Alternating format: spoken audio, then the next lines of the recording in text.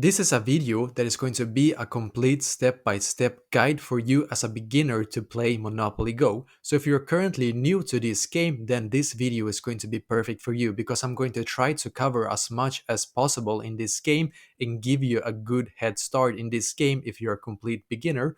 Well, actually, as you can see, I'm currently on my Monopoly Go app right here. So if you're currently on your Monopoly Go app, then you will be able to see kind of similar what I'm seeing right now. As you can see, I do actually have probably a different board than you, and that is because I have actually leveled up a lot in this game lately, and I have yeah, because it's kind of like, it's really, really fun. So I've been playing this game for a couple of weeks now, and I've been able to level up in this game, and I have to say that this game is really, really fun, but if you are a complete beginner, then it might be a little bit confusing, and hopefully you have been at least playing Monopoly Go before, in maybe like a couple of years ago, that you have been trying this game at least, because at least one time you have been playing this game, then perfect, then you have already a good understanding of how this game actually works. So if you've been playing Monopoly Go before, then it's basically the exact same thing, but they have actually changed a couple of things in this game. For example, if you land on this one right here, I'm just going to see if I can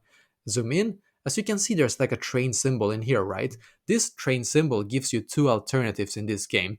You can either like destroy another person's property in this game, or you can also basically like exchange, not really exchange, but like take somebody in-game currency. It gives you two alternatives. So if you land on this train symbol in here, this will actually mean that you're able to either destroy somebody's property on this game, or you can also like take somebody's in-game currency. It's kind of random because like the game doesn't let you decide exactly what kind of alternative that you will get. It will basically just like give you one of these alternatives, just so you know, and that is pretty fun, to be honest. And also, this game, in my opinion at least, is built to play with your friends. So if you like want to invite some friends, or you know some friends that is currently playing Monopoly Go, in my opinion, this makes this game 10 times more fun. So if you want to be able to add a friend, then you can just click on friends in the bottom right corner. So click on friends. Now you can actually, as you can see, you get a couple of suggestions in here. So if you want to add this kind of people that are in your suggestion in here, then you can do so. But also you can click right here where it says invite, as you can see. Then you will be able to either invite by copying the link, and then you can send it to whoever you want, or you can also invite them by clicking on this messenger icon in here. So if you have Facebook and you have Facebook Messenger installed on your phone, then you're able to send an invite link to somebody through Messenger as well. So if you, for example, want to play with your family, then you can just take that and just send it to like all people that is in your family, basically, right? And that just makes the game 10 times more fun, in my opinion. So that is one of the key thing in here. What you can also do, you can click on leaderboard in here, and when you do have friends on this game, then you will be able to see exactly who is now ahead, like in your friend group. Basically, as you can see, I'm currently only one like on this game, so I'm like number one. But if you have more friends in here, then you will be able to see the leaderboard and who is ahead, basically. And you can also see your position to other friends. And here you can also click right here where it says timeline. The timeline basically gives you an understanding of what kind of like things that has been happening to your board, to your game board. As you can see, this person right here collected 4,000 in-game currency from me. And as I said before, when you do land on the train symbol, it gives you two alternatives. It either or sorry, it actually like simulates two alternatives. So either you can like take somebody's in-game currency, or you can also destroy somebody's property. So that is basically exactly what you can see in here.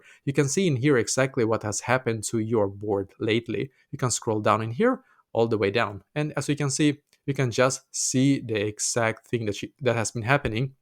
As you can see, it says like this: attempted to shut down your landmark, as you can see, and that means that they have attempted to basically like destroy some of my property in this game. So that is basically exactly what this means.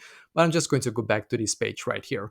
So that is one of the things that I've been covering right now on this game. And the other thing that is very important, as you can see, there's like in the bottom middle in here, it says 339, as you can see, and then it's like 60, as you can see. Basically what that means is that I now have 339 rolls on this game. It means that I can play 339 times, until all of my dice is gone, and then I have to wait 1 hour to get 5 dice to be able to actually play 5 more times. When everything is gone, then I have to wait 1 hour, just so you know. So this game is also a lot about the dice. So when your dice is like gone, when you have 0 dice, then you will need to wait about 1 hour to get 5 extra dice, and then you can play 5 times, and then you have to wait another 1 hour and stuff like that. Also, you can also wait like a couple of hours, then you will be able to get more dice, of course.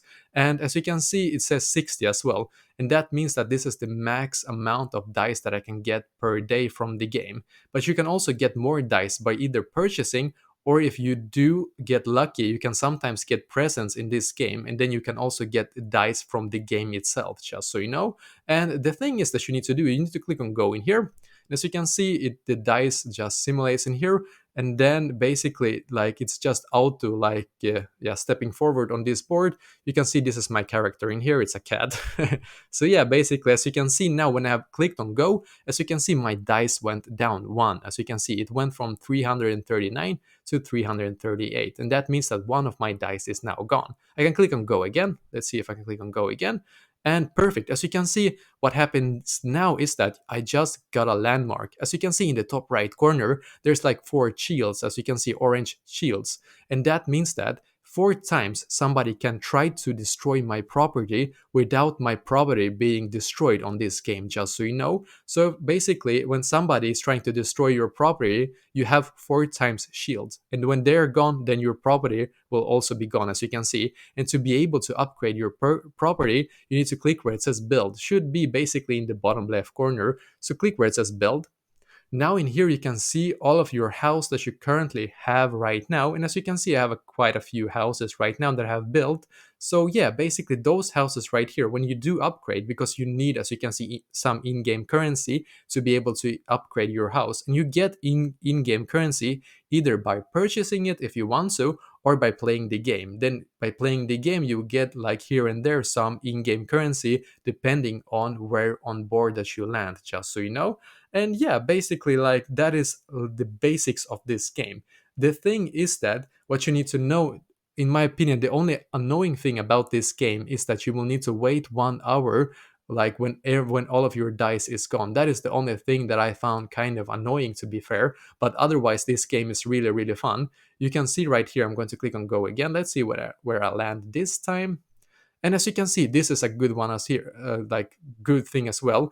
As you can see, I just landed on my property right here. And as you can see, this person that before landed on my property, he has to now pay rent to me. And the reason for that is that I have upgraded my property. And when somebody steps on my property, they have to pay rent. And that is one of the things that you have to do, or that is one of the things that happens, and that is one of the things that you can do to try to make in-game currency, as you can see. So yeah, basically this is like a complete tutorial for you. You can start playing this, it's really really fun. And yeah, hopefully this video helps you. So let me know in the comments below, maybe if you have any questions, and I will try to answer to as many as I can. And also I wish you the best day.